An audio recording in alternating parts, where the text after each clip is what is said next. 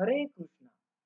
गीतेच्या या प्रवासामध्ये आपल्या सर्वांचे पुन्हा एकदा सहर्ष स्वागत. अध्याय 3, श्लोक 6. कर्मेंद्रियाणि संयमय आस्ते मनसा स्मरण इंद्रियार्थान् विमूढात्मा मिथ्याचारः स उच्यते.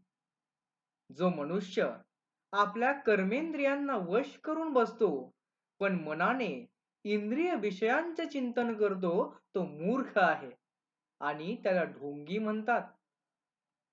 यस्तिबद्रियानि मनसा नियम्यारभते अर्जुन कर्मेंद्रियैः कर्मयोगमसक्तः स विशिष्यते. हे अर्जुना, जो मनुष्य आपल्या इंद्रियांना मनाने नियंत्रित करून आसक्ती न ठेवता कर्मयोगाच्या मार्गाने कार्य करतो तो श्रेष्ठ ठरतो. नियतं कुरु कर्म त्वं कर्मज्यायो ह्यकर्मणः शरीरयत्रापि च नेतेन प्रसिद्धेद कर्मणः. तू नियत कर्म कर, कारण कर्म निष्क्रियतेपेक्षा श्रेष्ठ आहे. जर तू निष्क्रिय राहिलास तर तुझे शरीर सुद्धा जगू शकणार नाही. यज्ञार्थात् कर्मणो अन्यत्र लोको अयं कर्म बंधनः तदर्थं कर्म कौंतेय मुक्त संगः समाचार.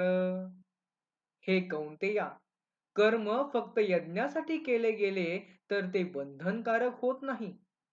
म्हणून आसक्तीपासून मुक्त होऊन यज्ञासाठी कर्म कर.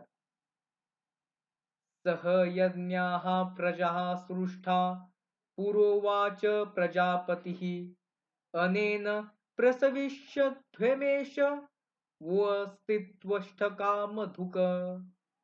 सृष्टीच्या सुरुवातीला प्रजापतीने यज्ञासह प्रजांची निर्मिती केली आणि सांगितले की यज्ञाद्वारे तुम्ही समृद्ध व्हाल आणि तोच तुमच्या इच्छांची पूर्ती करेल.